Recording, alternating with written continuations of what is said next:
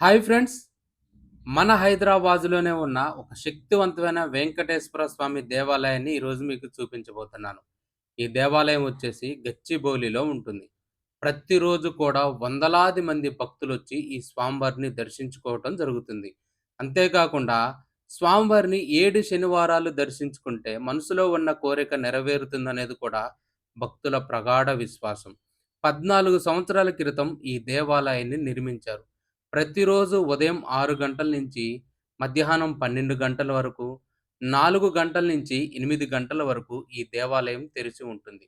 ఈ దేవాలయాన్ని ఎక్కువగా సాఫ్ట్‌వేర్ ఉద్యోగస్తులు వస్తూ ఉంటారు. గర్భాలయంలో ఉన్న స్వామివారి మూర్తిని చూస్తుంటే అచ్చం తిరుపతిలో ఉన్న స్వామివారి మూర్తిని చూసిన అనుభవం కలుగుతుంది. ఇక్కడ పద్మావతి ఆండాలు దేవితో స్వామివారు కొలువుతీరి ఉండటం జరిగింది.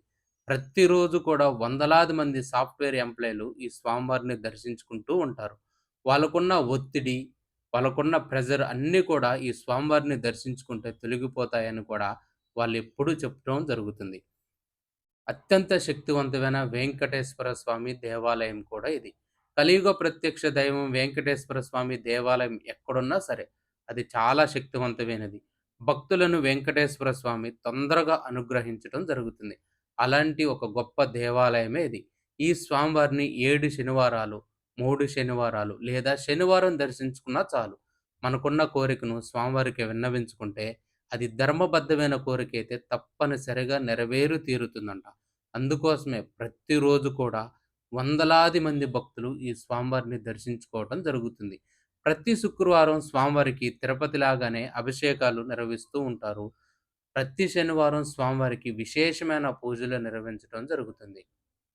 ఈ దేవాలయంలో మనకి భక్తులు ఎక్కువగా ప్రదక్షిణాలు తిరుగుతూ కనిపిస్తారు.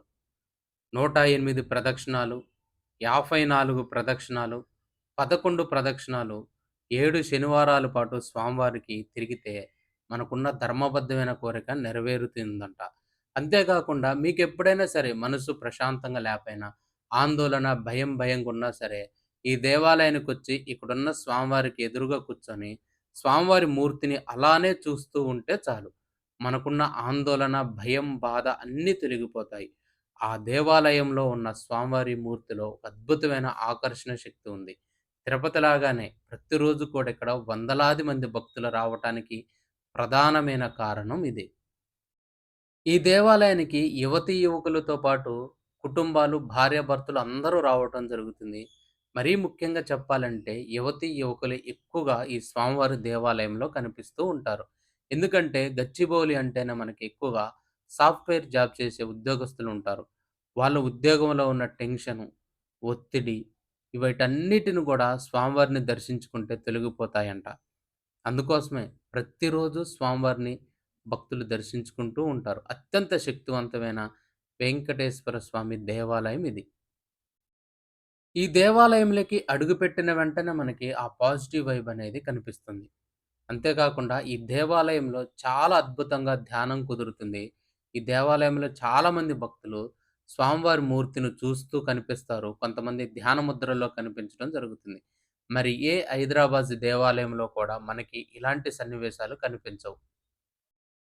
స్వామివారికి నిర్వహించే కైంకర్యాలన్నీ కూడా తిరుపతిలో నిర్వహించినట్లే ఈ స్వామివారికి నిర్వహిస్తూ ఉంటారు.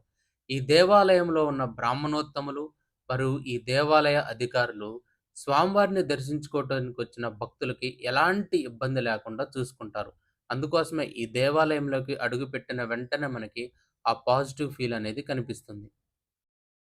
స్వామివారి ఆలయానికి ఎదురుగానే మనకి ధ్వజస్తంభం కనిపిస్తుంది. ఆ ధ్వజస్తంభం పక్కనే మనకి అత్యంత శక్తివంతమైన ఆంజనేయ స్వామివారి మూర్తి కూడా ఉంటుంది.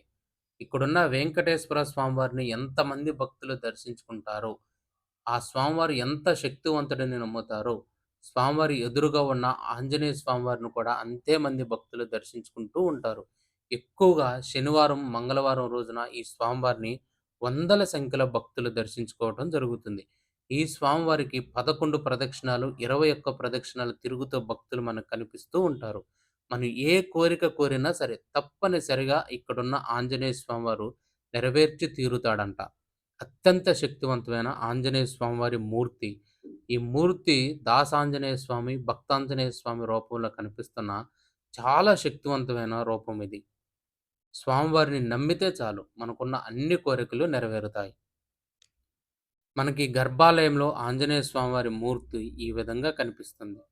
6 అడుగుల ఎత్తులో ఆంజనేయ స్వామివారి భక్తులకు దర్శనమివ్వటం జరుగుతుంది. మంగళవారాలు, శనివారాలు వందల సంఖ్యలో భక్తులొచ్చి ఈ స్వామివారిని దర్శించుకుంటూ ఉంటారు. పార్కింగ్ కూడా ఎటువంటి ఇబ్బంది కలగదు.